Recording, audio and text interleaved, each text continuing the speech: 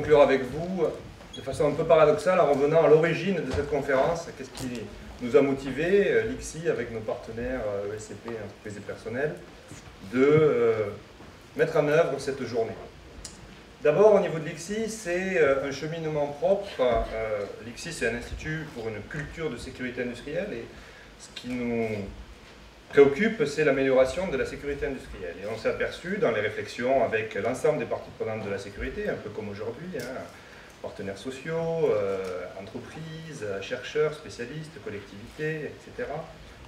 On s'est aperçu qu'une des pistes majeures d'amélioration, un des éléments qui avait été sinon délaissé, sinon un peu moins développé que le reste, était la prise en compte des facteurs humains organisationnels. La célèbre courbe qui démontre que dans l'histoire de la prévention des risques et de la sécurité industrielle, on a d'abord commencé par les aspects techniques, puis après la mise en œuvre des systèmes de management, et on se trouve souvent, beaucoup d'entreprises, y compris les plus matures en matière de sécurité industrielle, se trouvent aujourd'hui face à un enjeu qui est celui, si elles veulent continuer à progresser, de prendre en compte les facteurs humains organisationnels. Alors qu'est-ce que c'est que les facteurs humains organisationnels? Toujours dans le cadre de ces réflexions collectives, on a eu un consensus autour de plusieurs éléments. D'abord, c'est s'appuyer sur l'activité humaine, selon toujours deux angles, bien entendu, non seulement un angle qui était un peu dominant, négatif, c'est-à-dire essayer de réguler,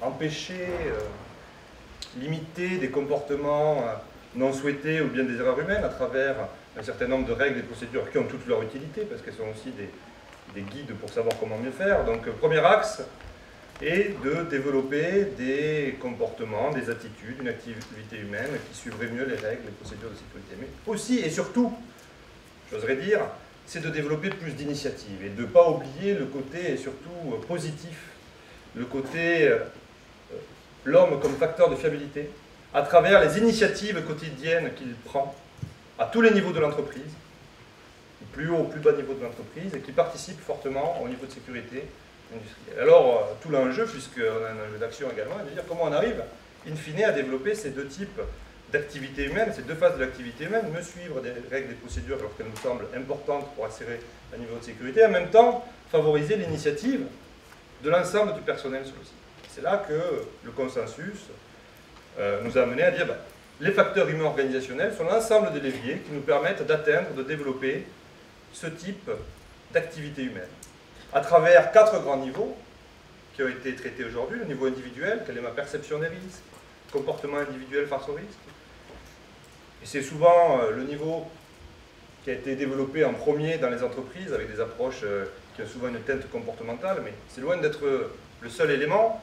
Il y a également, et bien sûr, la prise en compte de la situation de travail qui entoure et la qualité du travail, du lien entre l'homme et son travail, qui est dans une tradition plus ergonomique. Et donc, deuxième niveau, la prise en compte de la situation de travail. Troisième niveau, bien entendu, la prise en compte des collectifs, qui influence fortement. Si les collectifs de métiers ont au cœur de leur valeur la sécurité, c'est un très bon et très fort moyen, très puissant, pour réguler des comportements individuels, éventuellement à risque. Dernier élément, et dernier niveau, agir sur l'organisation et le management. Et on s'est aperçu qu'il y a un effet un peu de levier récent. Après de longues années où on a mis toute la responsabilité du niveau de sécurité ou des problèmes de sécurité au lampiste en dernière ligne, à l'opérateur, il y a un effet de basculement, a tendance aujourd'hui à dire ce n'est qu'un problème de management. Bien entendu, non. C'est ces 4 niveaux en même temps qui jouent sur le niveau de sécurité. Et il faut prendre en compte dans le management quotidien de la sécurité l'individu avec la situation de travail, l'individu dans son collectif, et le management et l'organisation en général.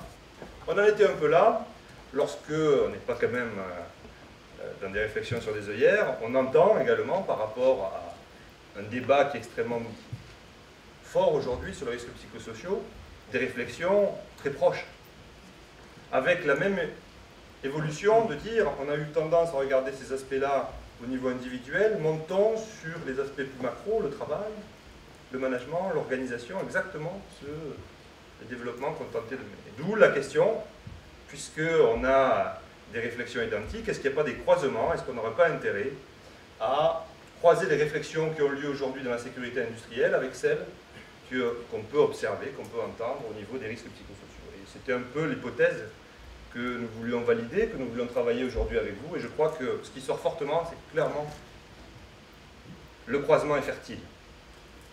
Ne serait-ce que parce que les déterminants qui permettent une meilleure sécurité sont les mêmes que ceux qui permettent une meilleure prévention des risques psychosociaux. Au cœur, il y a la prise en compte des facteurs humains organisationnels à ces 4 niveaux qui ont été soulignés, individuel, collectif, situation, management. Et ça nous renvoie pour le futur, et je voudrais conclure là-dessus, sur ce point de départ que je crois que nous avons tracé aujourd'hui, entraîne un certain nombre de perspectives et d'enjeux. D'abord, un enjeu de prévention conjointe. Madame Richard-Mollard avait cité la difficulté des visites communes entre les inspecteurs DREAL maintenant et l'inspecteur du travail, un regardant les équipements, l'autre regardant l'homme. Dans les entreprises, on a malheureusement aussi cette frontière, les aspects de sécurité pour la famille HSE, les aspects risques psychosociaux, parfois trop réservés à la famille DRH. Et ces populations se rencontrent peu, ont peu de lieux de dialogue.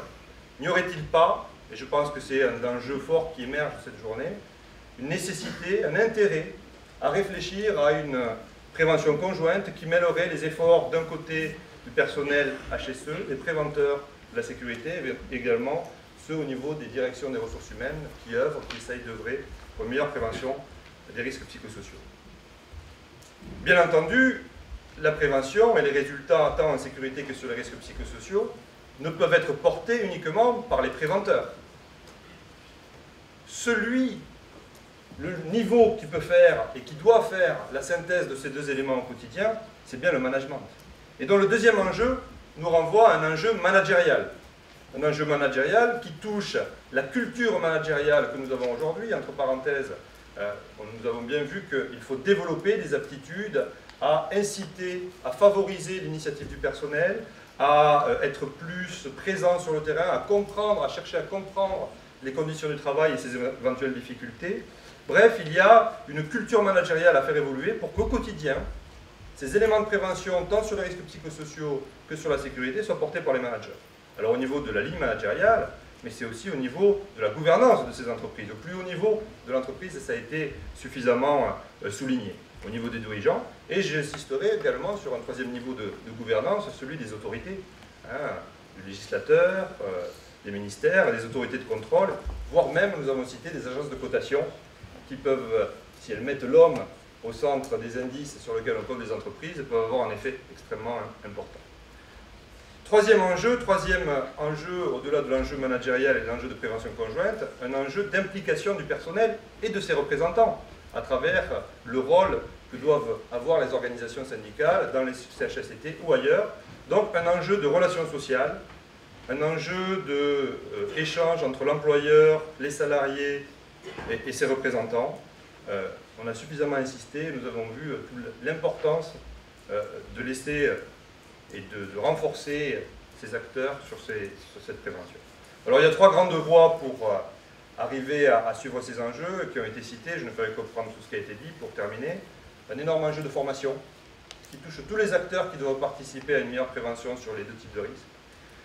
À la fois, est-ce qu'on intègre des éléments sur la prise en compte des facteurs humains organisationnels, l'homme au travail, dans les formations initiales d'ingénieurs, dans les formations initiales de managers, à l'ESCP, il y a des réflexions de ce type. Mais pour que demain, le management change, ça commence assez tôt. Mais il y a également de la formation continue, faire évoluer les pratiques managériales à partir de conditions concrètes, à partir du travail tel qu'il est réalisé. Également la formation ou l'évolution ou la participation des acteurs, que ce soit les agents de terrain ou les gens qui participent au CHSCT. L'autre enjeu, l'autre piste possible, c'est un enjeu de recherche. Je crois que cette journée nous a montré toute l'utilité de faire connaître, de capitaliser des recherches-actions actuelles qui parfois font changer notre regard pour ouvrir des domaines d'action nouveaux, pour changer le regard et ouvrir des actions nouveaux. Et donc, je ne peux qu'inciter à ce que, je crois que cette journée ne peut qu'inciter à développer des recherches dans le domaine et de les capitaliser à tous les niveaux de l'organisation et des acteurs sociaux.